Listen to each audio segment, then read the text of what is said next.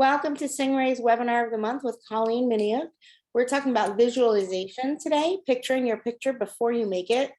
By way of introduction, Colleen Miniuk is a corporate America escapee turned full-time outdoor photographer, writer, publisher, instructor, and speaker from Chandler, Arizona. With her work, she aims to encourage appreciation for our wild lands and waterways and inspire others to enjoy adventures in the great outdoors. Her credits include National Geographic calendars, Arizona highways, AAA Via, National Parks Traveler, On Landscape, and a broad variety of other editorial and commercial publications. She has served 3 times as an artist in residence with Acadia National Park, after which she authored the award-winning guidebook, Photographing Acadia National Park, The Essential Guide to When, Where, and How. She's also the author of Wild in Arizona, Photographing Arizona's Wildflowers, A Guide to When, Where, and How, as well as the instructional ebook, Seeing the Light in Outdoor Photography. She writes a popular online photography advice called Dear Bubbles and is currently penning her first travel adventure memoir called Going with the Flow. Colleen is just as excited to help others learn photography as she is in making her own images. She proudly leads photography workshops, women's photography retreats called Sheography, webinars and online critique sessions for camera clubs, organizations, and private clients across the US. When she is not photographing, writing, or teaching, she's likely stand-up paddleboarding, camping, making sand or snow angels, or taking adult ballet lessons. And as she says, you can sleep when you're dead. So we're so excited to have you here tonight, Colleen. Thanks so much for the introduction, Michelle. I'm so excited. Thanks so much to Stingray Filters for hosting me tonight. And thanks to everybody. We've got a big crowd tonight, and I'm really excited that everybody's here and excited about visualization.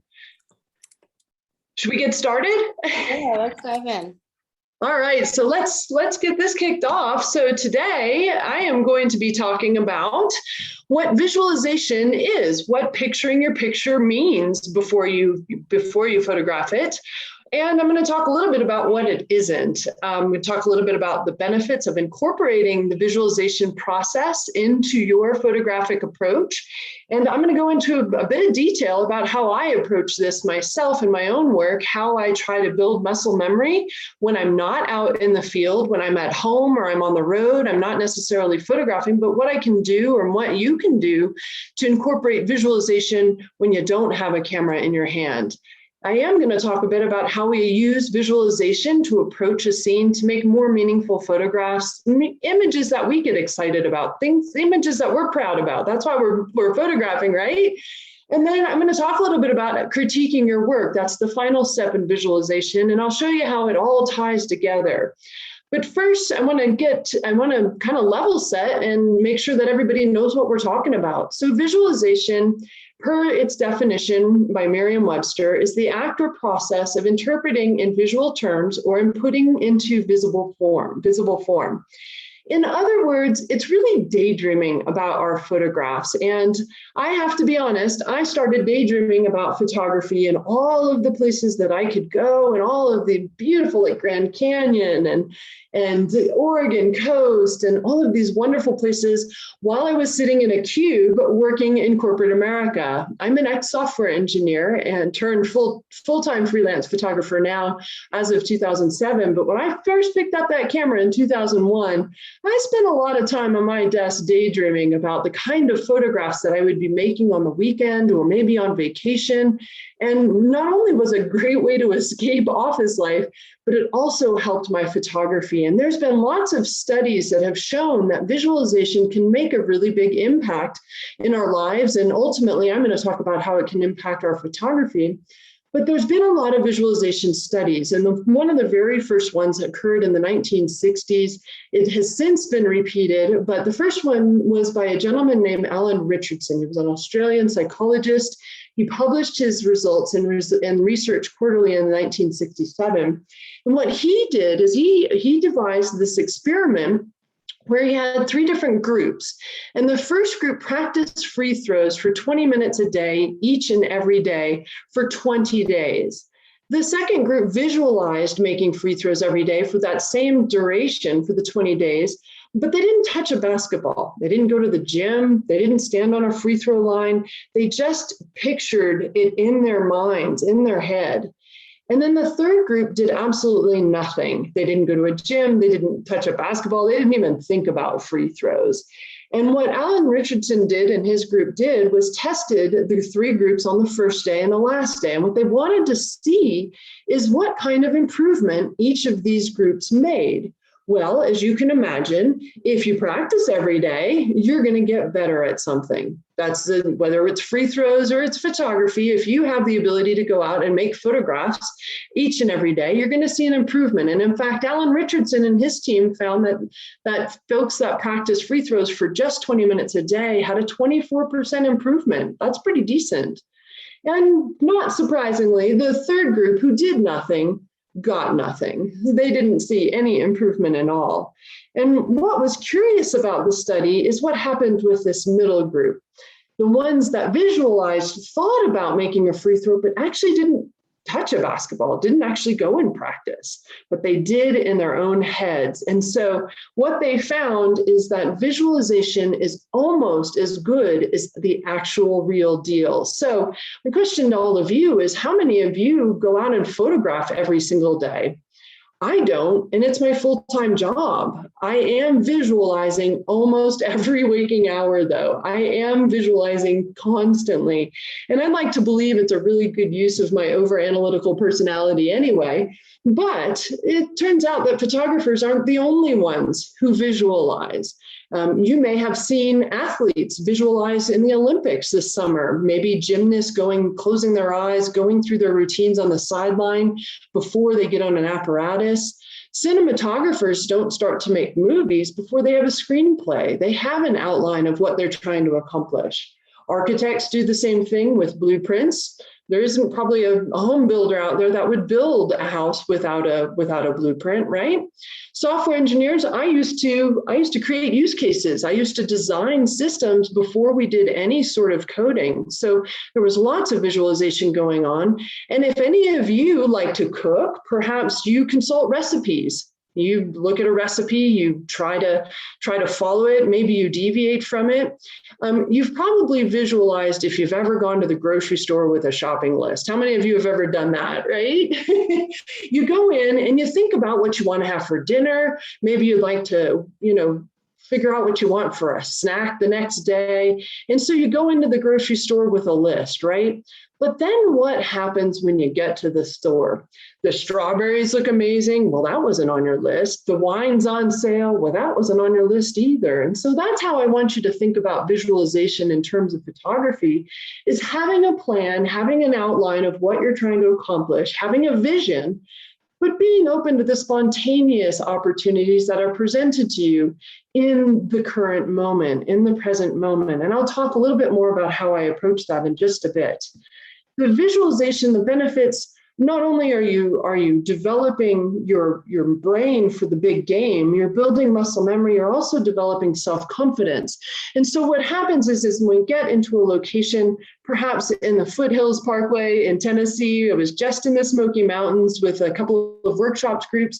And when the light hits or when this moment hits, we don't want to be thinking about, oh my goodness, what should my shutter speed be? What ISO should I be at? Our brain should already be trained to respond to that moment, because some of these moments, they're fleeting, right? Like if we have a jaguar crossing the road under a double rainbow, we don't want to stop and think about, do we have the right settings? And so what we do is we think about those things before they happen. That's what visualization is. And in doing that, it gives us more confidence when we're in the field that we can respond to these spontaneous moments. We are prepared for whatever Mother Nature deals us. And when I talk about visualization, I'm going to talk about putting together a vision, if you will, a title, a haiku, a poem, whatever, a direction. And that direction, that intent, if you will, seeds all of our technical decisions. That's composition. It's what settings we use. It's how we're going to process the image. It's how we present an image. All of those things are based on having a solid visualization. I'll talk a little bit about how we get there. And the other thing that I like about visualization and incorporating it into my own process is that I feel it leads to more personal photographs. What happens is the process, as you'll see, relies upon the existing raw materials in your brain. So I'm not necessarily I've never seen this particular waterfall in the Great Smoky Mountains before, but I have seen plenty of water. I have seen waterfalls before, and I'm sure that you have too.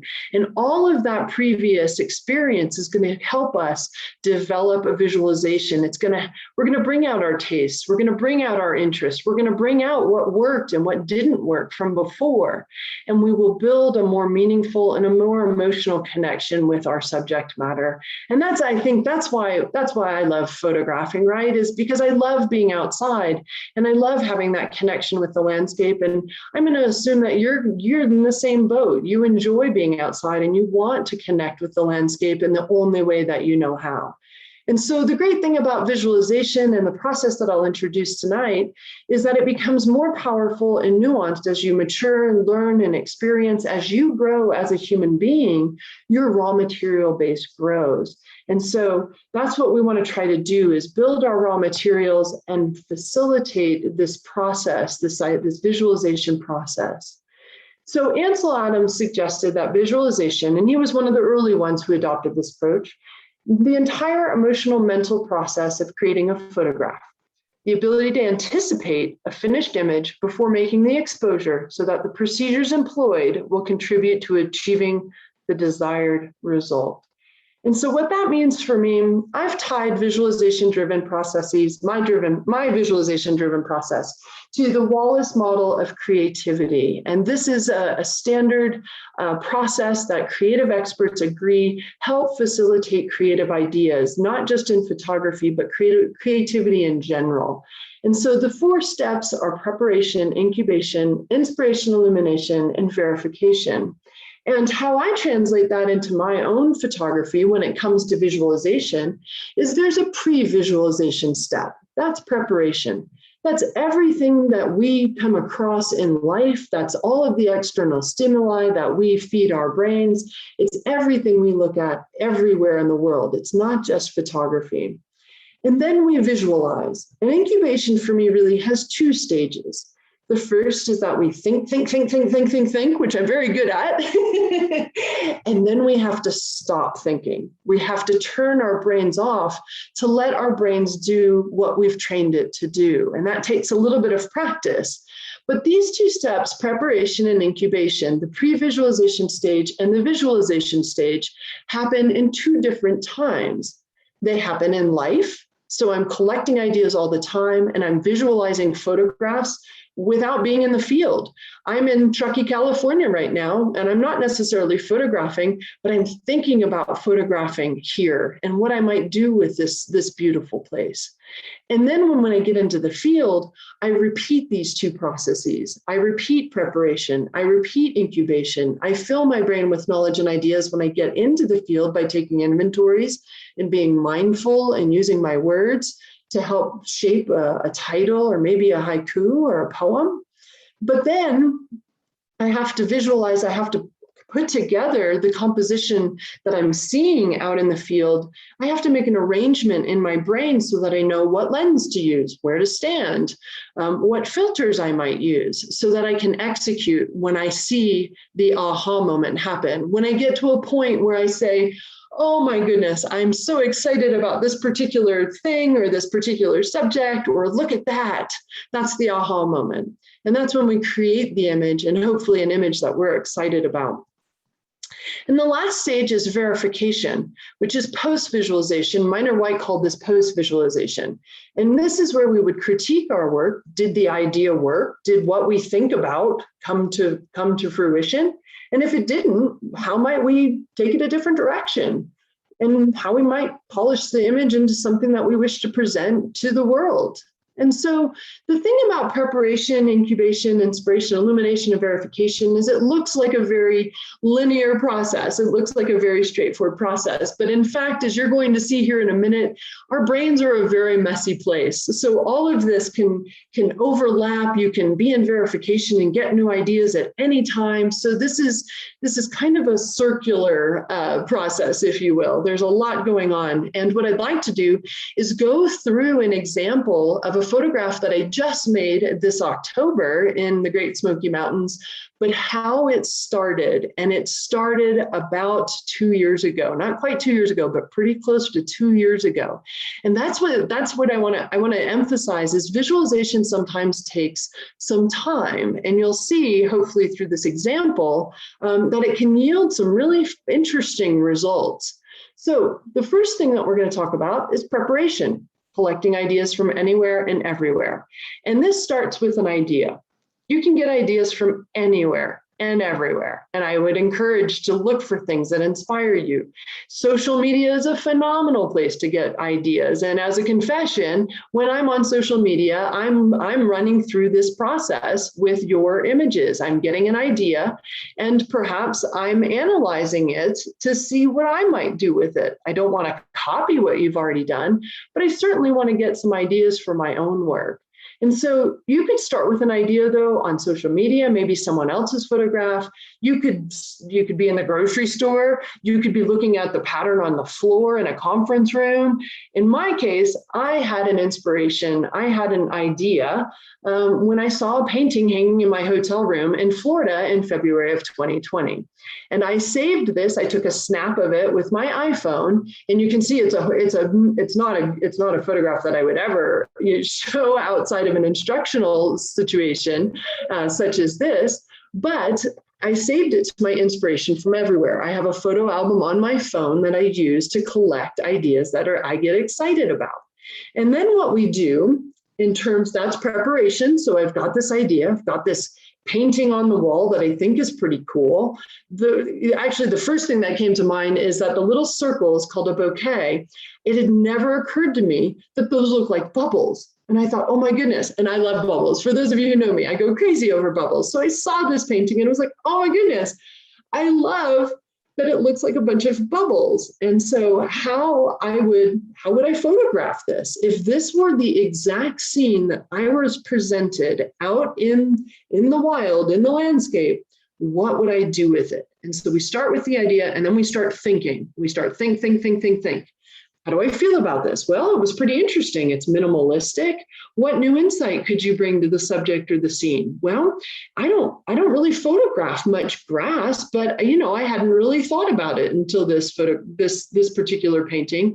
And then I started asking a bunch of what if questions. And this is where something called dry shoot comes in, Ansel Adams coined this term, dry shoot. It's where we create a photograph in our brain without having a camera in our hand.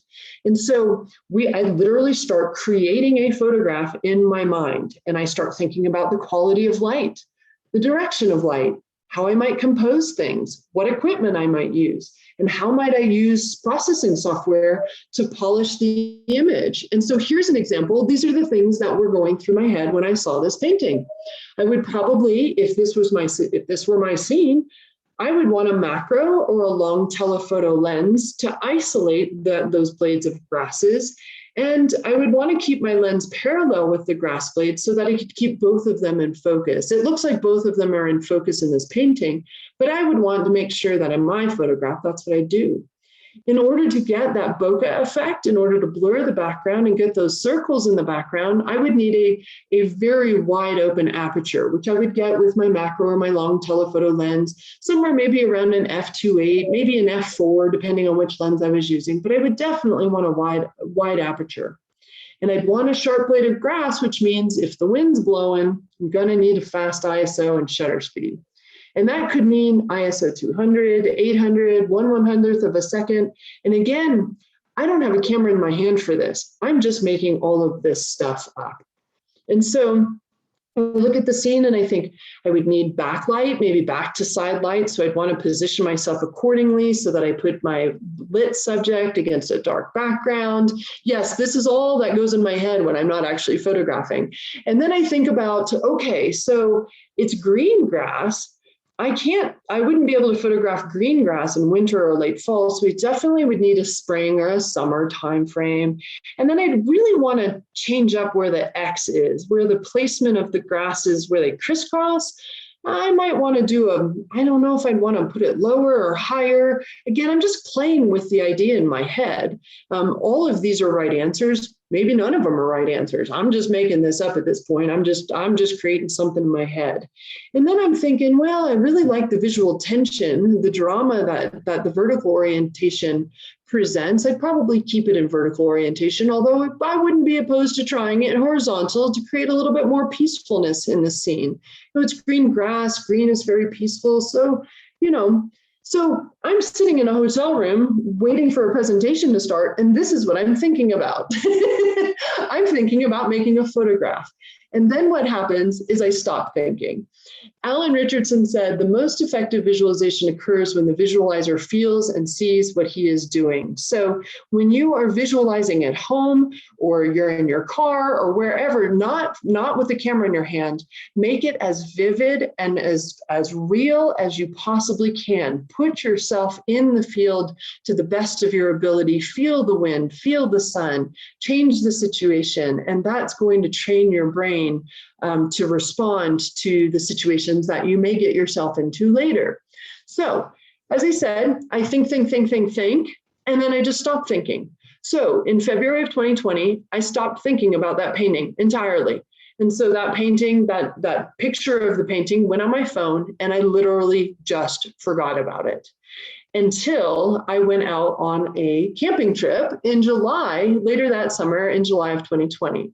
But I didn't actually go out to photograph. And that's an important thing, I think, when it comes to visualization, is letting your brain put the picture together for you. You have to trust the process, but it happens, it works. In order for your brain to put a photograph together, it has to be relaxed. And this is something Albert Einstein called effective abstention. And what he was really driving at was mental relaxation, so not thinking about anything at all. Think about how many great ideas you get in the shower. That's mental relaxation. Distraction is conscious mental work on other problems. So I tend to get very good ideas when I'm driving, and I'm actually focused on a different task. Albert Einstein also had this other idea called combinatory play, the act of opening up one mental channel by dabbling in another. And when I went out camping in Utah in the summer of last year, I was not going out to make photographs. I was actually going out to write. I was actually going out to relax, but I was also going out to just get some time to work on my memoir. In other words, don't think about making a photograph. That is very important when we talk about visualization. Your brain, trust your brain. Have confidence that your brain will do the work for you. And it most certainly does if you're relaxed, if you're paying attention to something else. Distract your brain. So when I was sitting out in the field, I was just writing, as you can see my laptop, I was sitting in a field of grass and beautiful trees. I wasn't thinking about making a photograph. And I just happened to check Instagram. And yeah, social media is a great place to get ideas. And I sure did. If you aren't familiar with Deborah Hughes's work, I would highly recommend checking her out. She had a post she had this abstract where it was intentional camera movement and multiple exposures at the same time. And I had never thought about something like that. It just never had crossed my mind. But as soon as I saw her Instagram post, I immediately thought about this blade of grass and what I might be able to do with it. I was sitting in front of a whole field of grass, and I said, I wonder what if I did this? And so Deborah Hughes and her post was the idea, that's preparation. And then I had a recollection back from that February timeframe of what I might be able to do with grass, because I had the opportunity right in front of me, and I started incubating. And so when we go into the field and we bring these ideas into the field, first thing we want to do is we don't want to shoot. If you are going to think about anything, and I have to admit, I don't think about a whole lot when I'm out photographing. When I'm actually in the moment, the aha moment is happening, I'm not thinking a whole lot. But if you're going to think about anything, if you're not feeling it, you're not sure what you should focus on, don't focus on photographing. Focus on taking inventories instead. Be a collector of information, be a gatherer of ideas and knowledge. Get to know your location, in other words. And I do 5 different inventories. So the first is visual inventory. So a literal identification of visual elements. There's grass, there's trees, there's Gamble oak, there's concrete, very, very literal. And then I start thinking about spatial relationships. So it looks like the grasses are in front of the trees, and that may affect my depth of field, for example. What is the relationship between what I'm actually seeing? And then there's temporal or time-based information. What time of day is it? It was probably about 9-10 o'clock in the morning. The lighting conditions, you can see the sun is coming from the right-hand side. It's kind of grazing across the grass. It's spring, it's summer. In this case, I was very excited. I had my green grass. I was like, ooh, I might be able to pull this off. And then sensory is the fourth stage of the fourth type of inventory. So perceptions come from all of our senses, not just from sight. So we trigger memories, we trigger emotions through perceptions and sensory information. And then the last type of inventory is inner emotions and meaning. And for me, all of this was just getting a sense of what cards I had been dealt. What do I have to work with here right in front of me? And how can I best put this together right here, right now, using the inspiration that I have from Deborah Hughes and that painting on the wall in Florida. And so when we are out in the field, we want to pay attention to ourselves. We want to use mindfulness. We want to be aware of what is happening in the present moment, not what we think should be happening. And sometimes that gets in the way. Sometimes our preconceived notions or previous visualizations that we did at home can lead to expectations. And sometimes they guide us in ways that maybe are not really what's happening in the present moment. And so I try to use words. I try to describe what I'm responding to and why. And so I obviously was very excited that there were a bunch of blades of grass out there. And I thought, oh my goodness, I'm going to try recreating that painting that I saw in February. And when I saw it, I was like, wah, wah, wah, like this is super boring. And this is not what's happening right here, right now. What I'm feeling is the wind blowing against my skin, and I feel movement, and I feel the sway of the grass. And if I'm using words like sway of the grass, this photograph is not it. So while that might be a right answer, it didn't fit my visualizations. It fit my previous visualizations, but I was sitting in there in the moment. I was feeling the grasses. I was feeling the movement.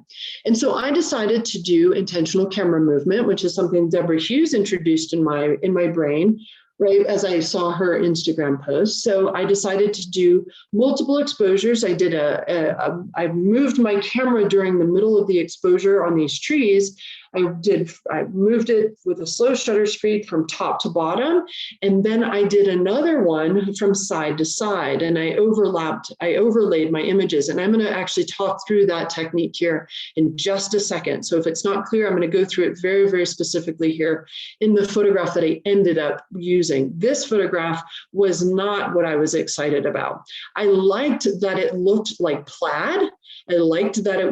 I thought that was pretty cool. It looked like a tartan to me, this, Scottish tartan, but the trees weren't bending, and I was feeling the swaying of the grasses. The trees were not swaying. The trees are very structured. They're very stiff. They're very static. And so when you are photographing, part of the visualization process is verifying, did the idea work? You have a visualization, grass is swaying, for example.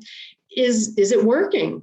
And if you like something in the photograph, then keep it. I loved the tartan. I loved that pattern. So that's what I was going to keep.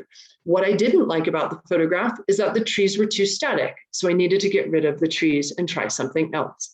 And so we keep doing that until we keep repeating this process until what we think we are seeing, what our intent is, actually comes out of the camera. And it does. Use your failures, if you want to call them failures, use your frames to guide you through to polish your visualization, and eventually you will get there. And so what I did is I said, okay, well, I love the idea of tartan, but I need to focus on the grasses. So I started putting together a haiku because I wasn't quite sure where I was going with this. And for those of you who maybe have forgotten about a haiku is something we did in grade school. If you grew up in America, we were taught this very, very simple process, this very simple poem that is actually quite complex.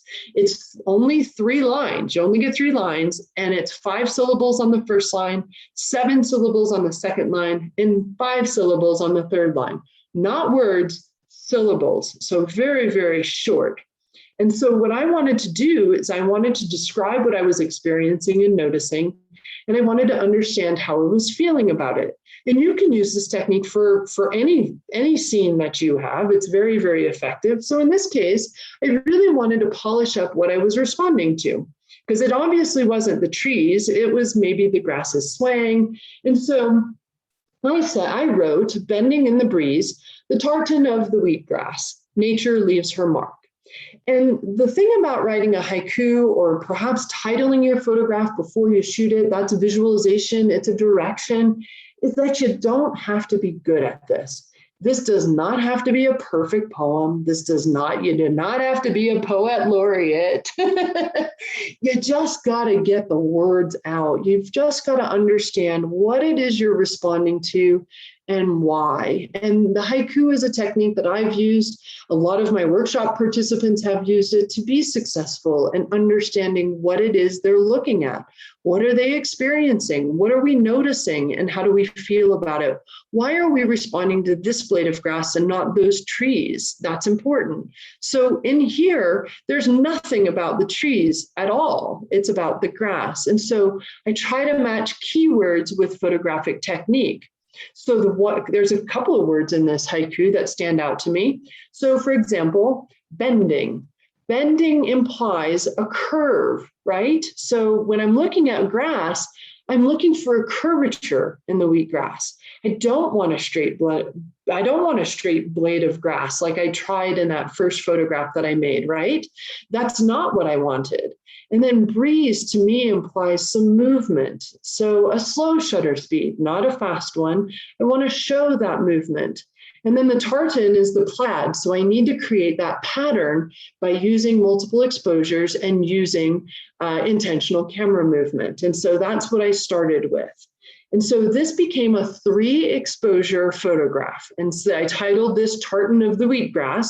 So this is the very first exposure, and you can see that it's not much of anything. It's not very remarkable at all, but we started with it and we build upon it. And so I was using my Olympus OMD EM1 Mark II with my 14 to 150 millimeter lens at 60 millimeter. Now, because I'm photographing with a Mark II, EM1 Mark II, it's a mirrorless, but it's basically the crop ratio, or the aspect ratio, is 2x. So it's a 28 to 300 millimeter equivalent lens. So this is about 120 millimeter on my focal length.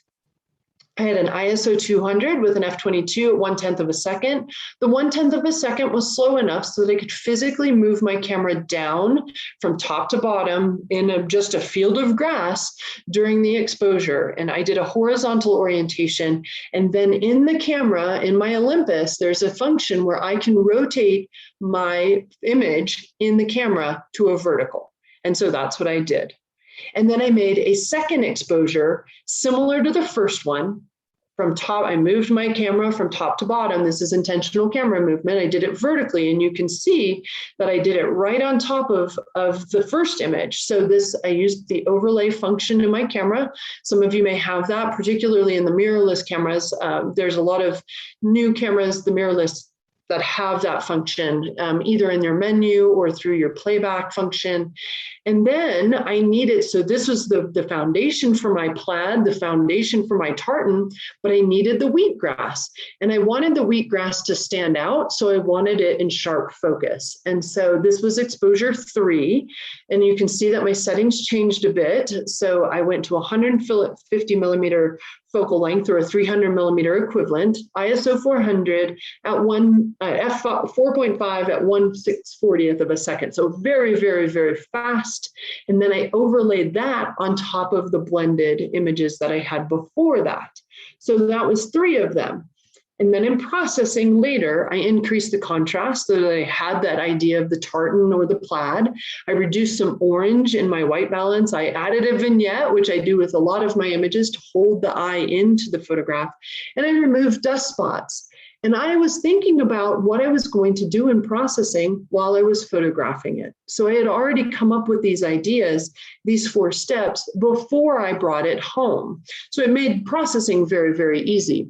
But when I was at home and I was doing verification, I was like, wow, this is kind of cool. Like, I don't know if it's perfect, but I sure liked how it happened. I sure loved the process. I sure had a blast doing it.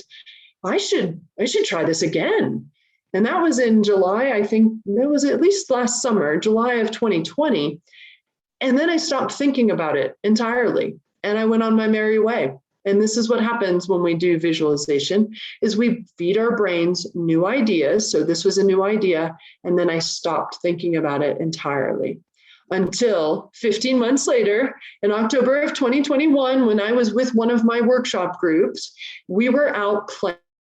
And I was teaching, which is combinatory play for me. I had mental distraction, so I was not in the field to make my own photographs. I was there to help my workshop participants make their own. And I was trying to explain the technique of multiple exposures, intentional camera movement, the one that I've just explained. I was sharing that technique and that idea with them because we had this wonderful palette of trees and fall colors, and it was just beautiful.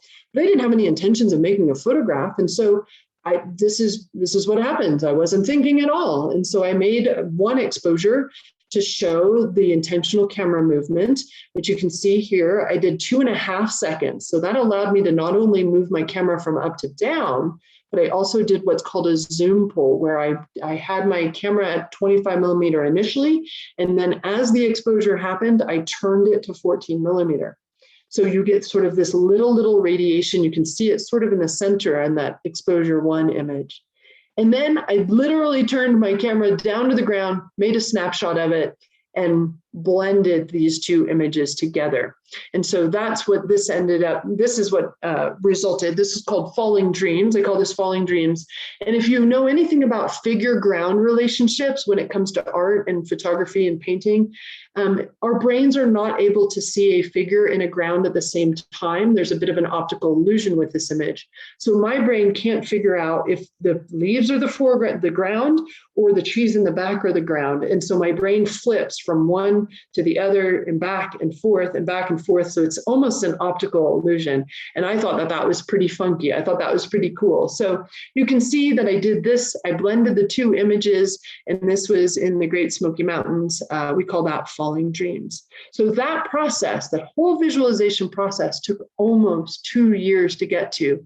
And it will still pay off in all of the years to come, just from that one idea of the painting and then getting that trigger from Deborah Hughes's Instagram post. So that's feeding your brain knowledge and ideas and letting your brain do the work. So now, Colleen, yeah. do you keep any kind of logs or documents to keep track of your visualizations and preparations?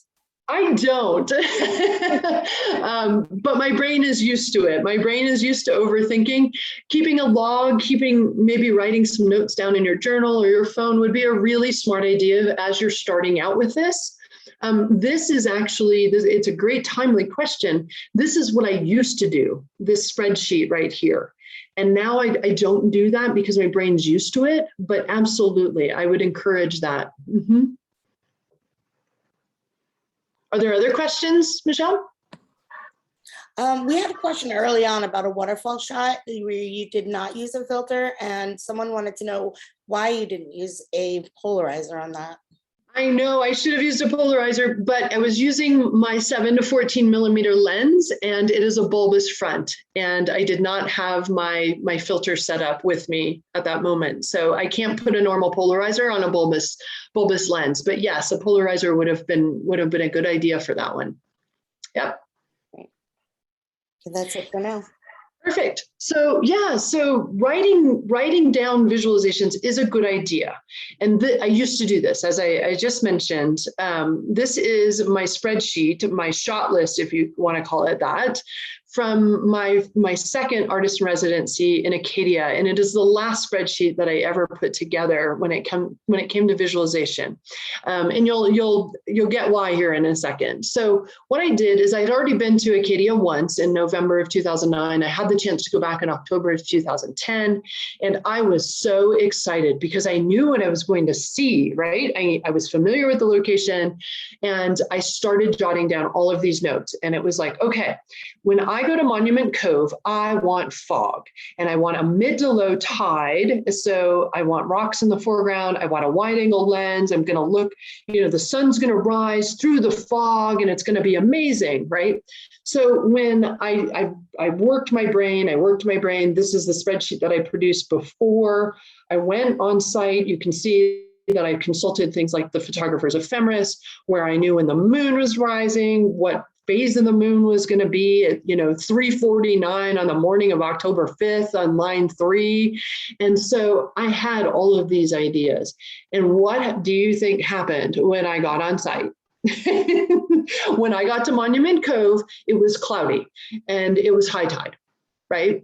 Or on the morning of October 5th, it was overcast and I couldn't see the crescent moon. And what happened when I got on site was that I got really, really frustrated. I got very upset that my expectations did not pan out. And I kind of went home a little pouty. And that's not what visualization is supposed to be. It is fine to come up with all of these ideas, but when visualization turns into expectations, we're missing the present moment. And so you can do all of that, just try not to bring the expectation into the field, because it's going to lead to frustration. It's not going to lead to joy and enthusiasm and excitement as photography should. So you can design your shot as you will, but turn your brain off. Think about not making a photograph. Think about collecting inventories and putting together haikus instead, because that's going to distract your brain from the actual act of making a photograph. So as the quote goes, expectation is the root of all heartache. It is unknown and is often misattributed to Shakespeare, but we don't want to be photographing heartache, right? This is supposed to be fun.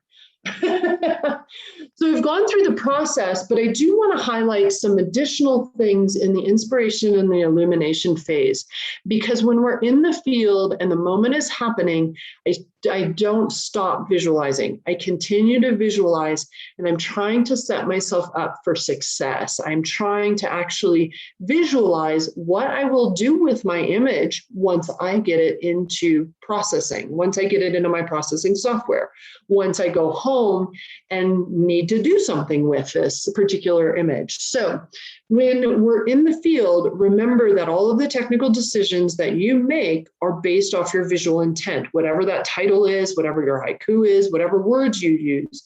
It's going to drive what lens you use, what filter to use, where you're going to stand, even how you're going to arrange the trees in your photograph versus the stone in the background.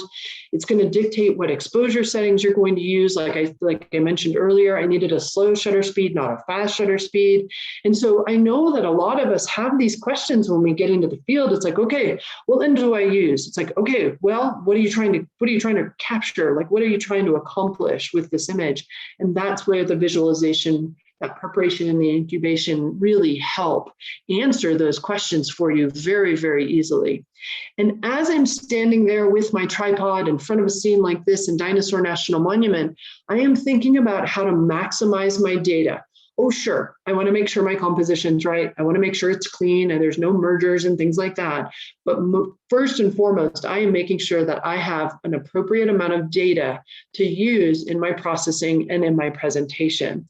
And I want to talk about some of the things that I visualize in the field that help me later that set me up for success later, and they will help set you up for success later as well. So the first one is histogram. So our histogram can help us visualize the data that we are collecting while we are photographing. And what I'm looking for, I'm shooting in RAW, I am looking for as much data as possible. If you're photographing in JPEG, you're going to look for a histogram that looks a little different. You're going to look for an even distribution of tones towards the center of the histogram.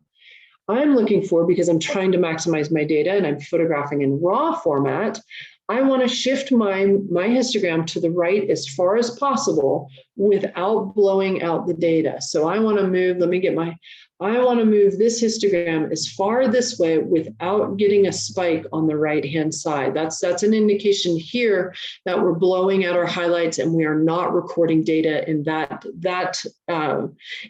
tone or in that area there in the histogram. So what I'm looking for, our cameras are linear devices, and they record, if you're using a 16-bit camera as I am, they record about 65,000 discrete tonal levels across 12 stops of light. My Olympus camera has a dynamic range of 12 stops of light. That is something that you can look up. And so you divide your histogram into 12 stops of light. And because our cameras are linear devices, all of our cameras are linear devices, whether they're 16-bit or 14-bit we have some differences there, but the numbers may change, but the process and how it distributes these tonal levels is exactly the same. So if you've got a 16-bit camera, our camera records half of the available light in the first stop of light. So right in here, and it's a very slippery slope, right? We don't want to blow out our highlights, but we want to collect half of the available data. And then it's half again, half again, half again, half again, half again, all the way until we get to very, very little data. So I don't want to accidentally or intentionally underexposed because I'm not collecting as much data. I want to push my histogram this way, exposed to the right, ETTR, so that I'm collecting all of this yummy data, right? So what happens though, and this is where people get a little bit mixed up with this technique, is that our photograph, when it comes out of our camera, looks very blah. It looks washed out. And this is where visualization can help you. This is where knowing your camera and knowing what you can do in processing can help you understand that that is the right answer. It's going to look washed out. And the reason it looks washed out, I brought this into Photoshop here, is that you can see we don't have any blacks. So I've pushed the histogram as far to the right as possible, and there are no black tones in this image. And so how we fix that, or how we maximize the data, basically, I mean, think about all of that data that we're collecting here. That's a lot of yummy data for us to use in processing. What I do is I use a levels adjustment, and I just move. I want you to watch this black slider right here. I wish I could do a live show on this one, but this will just go through PowerPoint here. Watch that black slider. All I do is I take my black slider and I touch the edge of the histogram, and that stretches the entire all those tones, all that data across the tonal range. And so that's literally the majority of my processing. And I know that I'm going to do this when I'm standing in the field. I know that this is what's going to happen. And so I know for all of my images exposed to the right, and then I make this levels adjustment. And that's literally the extent of my processing for a lot of my images. As you can see, this is from Wears Valley, which is just outside of Smoky Mountains. We were actually standing on our porch in the last hour of our workshop when this happened, and it was absolutely glorious. So we weren't thinking at that moment, we were just photographing, go, go, go, go, go. We knew how to photograph fog. We knew how to expose properly for the fog. We knew that it was going to be a little bit blue. I kept it a little bit blue because I wanted the contrast between the orange and the blue. And I'm thinking about those things when I'm out in the field. The other consideration that I'm making in the field is filter use.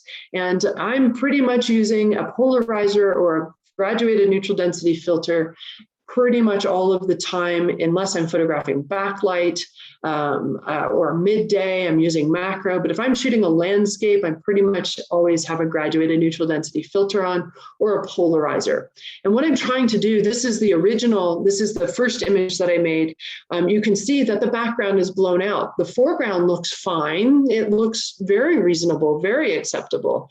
But the background most certainly does not. And my camera just simply did not have the dynamic range that to capture all of the tones in one photograph. It was greater than 12 stops of light. And so that's where the polarizer comes in. It can darken the sky. You can see how it darkened the sky. It enriched, it saturated that blue. And then I put a 4-stop graduated neutral density filter right over the top here. And I probably somewhere put the gradation right somewhere along in here because I wanted to darken that down. And so you can see that the foreground is still properly exposed and now the background is properly exposed. And that's what I want. I want the very best image in the field. And that's what I feel filters like the graduated neutral density filter and polarizer can do for me when I'm out photographing this dramatic light like we had in Dinosaur National Monument this past summer. The other thing that I'm doing is I'm verifying whether the idea worked. And so I'm in the field and I do verification. And I think about what's going to happen when I bring this negative, if you will, this digital image into the digital darkroom. And as Minor White said, when printing a negative, remembering back to the plan for the photograph or when projecting forward to new combinations. So one thing I do want to point out in this whole process of visualization is at any point, you can change your mind. You can change the visualization. And if something's not working, then you can certainly try something else. And so when I made this photograph and I looked at what I was dealt, I saw very dramatic lighting with my own eyes, but I exposed to the right. This is somewhat washed out because I used the exposed to the right technique. I knew that in the processing software that I could adjust for it by simply moving that black slider in the levels adjustment.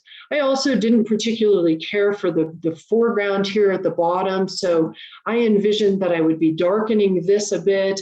I would probably remove this by doing what's called a warp. I would pull that out and I would darken some of these areas in here to really make that light and that hoodoo stand out. And so I'm drawing this, I'm essentially thinking about this in the field for my processing. And so this is how I processed it. I'll go back and forth. This is Exhibit A. This was the original raw file. And this is Exhibit B. This is how I addressed the things that I wanted to address in my verification step or in my post-visualization when I was at home using my processing software. So again, using the polarizer and the 3-stop graduated neutral density filter helped retain some of that beautiful texture in the sky. And then using some processing software, I was able to darken the foreground and darken some of the areas that I didn't really want you to pay attention to and lighten the areas that I wanted you to pay attention to. So this is out in Ghost Ranch, New Mexico this past summer. But also verification is not just in the field, it's also when we go home and we start thinking about our work. I love being out in the field, but I also love thinking about the next time I'm going to be out in the field. And so when I review my images, I'm always looking for new ideas and how I might be able to take the things that I've already done and put them into a situation that I might be in later down the road. So this is an image from Acadia National Park from a number of years ago, maybe 3-4 years ago. I call it Ode to Monet. And I was trying to get that idea of the impressionistic Monet lily pad kind of feel. That's the idea. I incubated it and I ended up executing it out in Acadia National Park. But I asked myself, what do I like about it? What don't I like about it? And then I would ask how I would approach it differently if I had the opportunity to photograph lily pads in beautiful reflected light, which is what this is. This is out at the Tarn, for those of you who are familiar with the area. And so I critique this and I try to get new ideas for next time.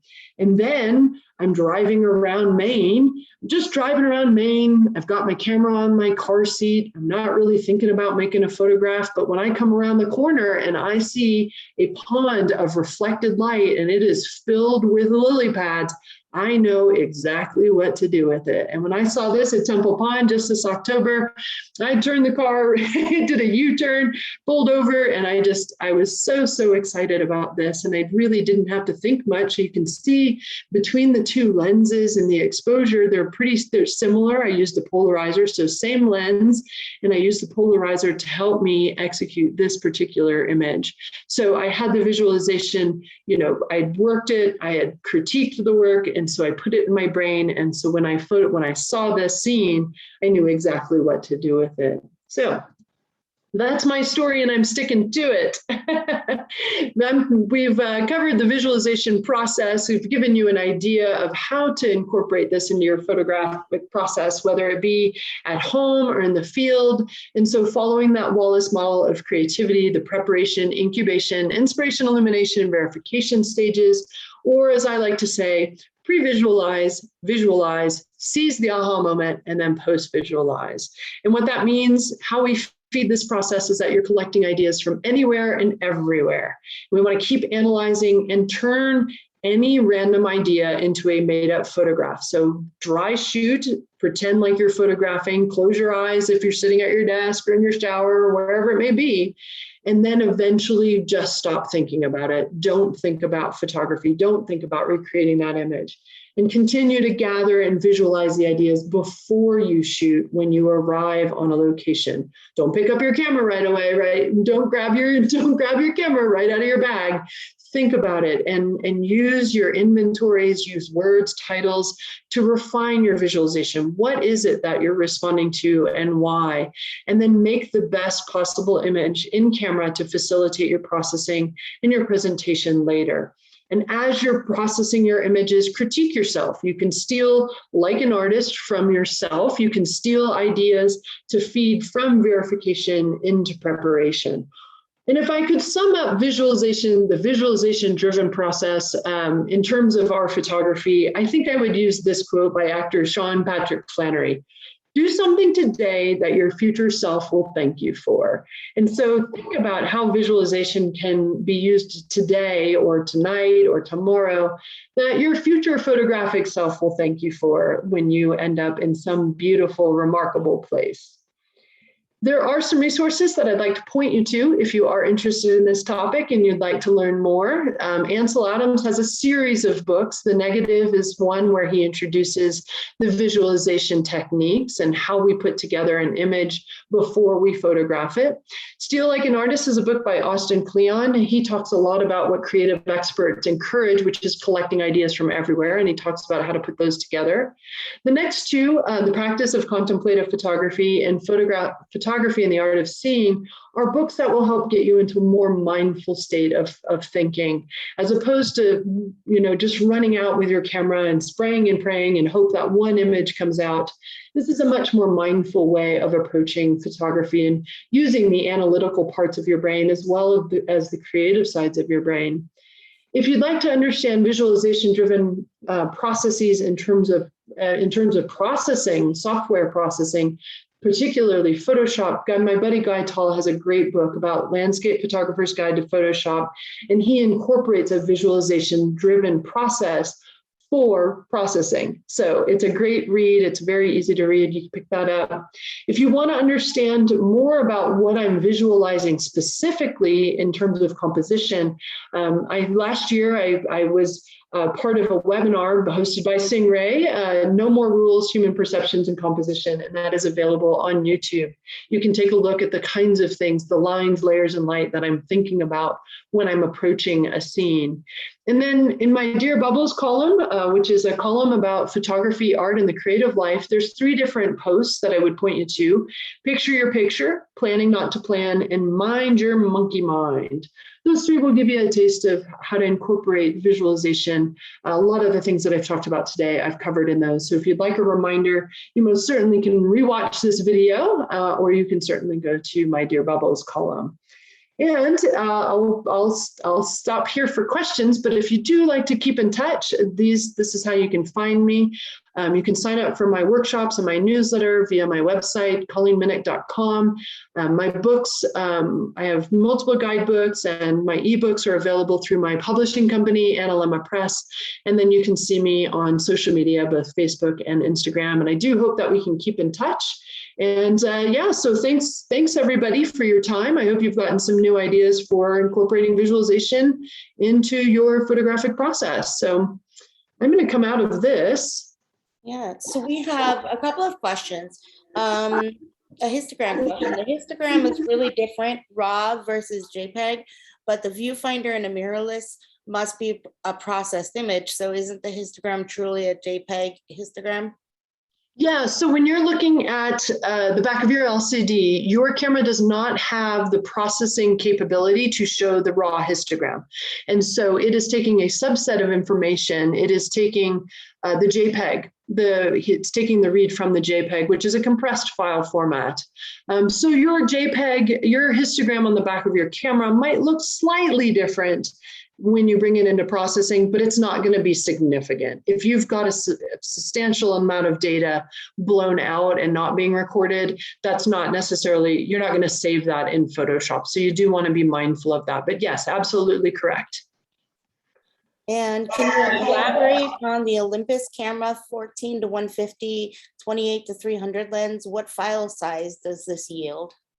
So my camera, I think, is a 21 megapixel, somewhere around there. It might be just a couple decimal points less than that, but it's around 21 megapixel.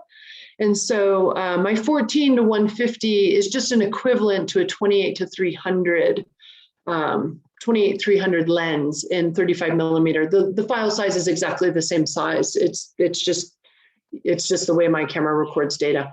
Right.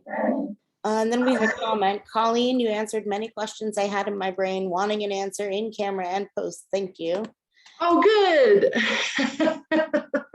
Excellent to hear. Lance wants to know, where can I read more about using haikus in the creative process? Absolutely. I have a Dear Bubbles about the haiku process. If you go to Dear Bubbles, and there's a little, there's a magnifying glass on the top right-hand side. Do a search for haiku and you'll find it. I go through the process very, very much in detail. And then how much easier is it to visualize photos now that you're traveling a lot compared to when you had to spend all day trapped in a cubicle? I love that question. I love it.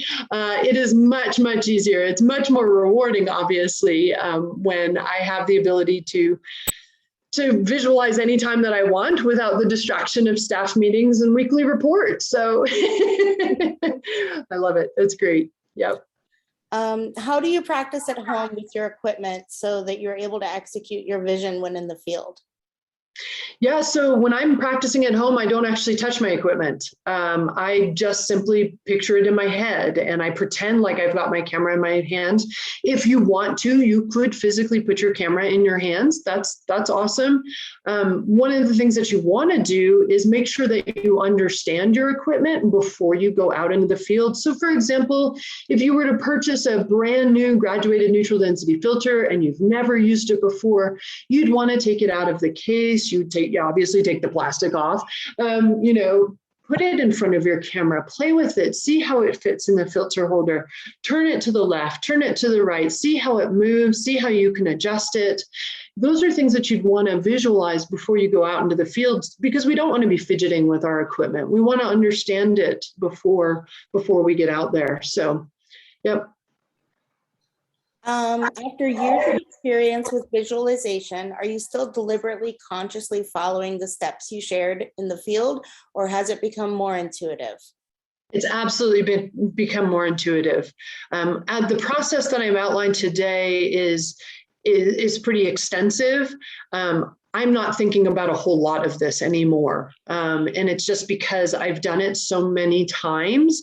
And that's like anything, right? Anytime you're practicing, it's going to start off a little clunky. It's going to be a little bit weird. But as you get more and more involved with it, as you practice it more, it becomes second nature. You build that muscle memory and you don't think about these things. So just keep practicing. Even if it feels a little weird at first, it becomes very, very intuitive as you do it over and over again. Great question. And then we had a comment about the histogram. Together with the histogram, you can use the highlight indicator to see what areas of your image are blown out, also known as blinkies. When using blinks and histogram through some experience, you can get a sense of how much you can push the histogram to the right. Yep. Yeah, the highlight alert and the blinkies will tell you where you're blown out. And that is definitely something you want to pay attention to as you're looking at your histogram. Absolutely. Great. Yep. And then are you planning on doing more webinars as you did during the worst of COVID? I am. Yeah, I mean, the best way to get notification, as a lot of you, I think, got notification, is to be on my newsletter. I announce webinars like this and others through my newsletter. That's the best way to do that. Yep. Is there a common mistake you have made in your process that you can provide advice on so we can avoid the mistake? Oh, goodness. Those trick interview questions. Yeah. I mean, arguably, I've made a million mistakes. I'm not sure that there's one in particular. You know what? I think the one that would stand out to me is not being mindful enough of my composition, specifically my cropping, if you will. So I don't crop in processing. By the time I get my images into processing, and I think, by the time I get my images in processing, I have already tagged which photographs I'm going to process. My Olympus has a lock feature, so I tag it. It looks like a key. And so I tag it. And once I tag it, all I'm doing in processing is really working with tonality. Maybe I'll do a little bit of warp, maybe I'll do a little bit of border patrol issue, but it's usually to address something I could not address in the field. And so I would suggest that by the time I get my composition in processing software, I don't want to touch the crop. I'm not cropping for panoramas. I'm not cropping for verticals. By the time I get it there, I have already made that decision. And so what I would suggest is being mindful enough up front so that you don't have to spend a lot of time processing. I think that would be particularly around the cropping, because the cropping, when we crop, we may want more information, less information. And if you're sitting behind your computer, it's very difficult to fix, right? I mean, sometimes you can, but you can't get more or wider seen if you didn't record it when you were in the field. And so for me, I'm very mindful of my composition, and particular my cropping. So I think that's the one thing that I would point out. But understand that the mistakes that you make in the field are ideas, and you're building your knowledge base. So don't be afraid to make mistakes on your own and to learn from them and fill your brain with new ideas. Yeah. When you are visualizing and you have your ideas about an image, but you take, for example, 500 images in a day, how do you remember what you wanted to achieve in the final post-processing stage? And do you process change in the final stage? Yeah, so that is something that does happen. I don't always shoot 500 images in a day, but sometimes I do. I've gotten to the point where I can, like I said, I tag the images that I know that I'm going to process. And as some of you know from other presentations, that my keep ratio is about 3%. So out of what's 3% out of 500, it's not really, it's not very many. So I'm not dealing with 500 images. I'm really dealing with maybe 20, maybe.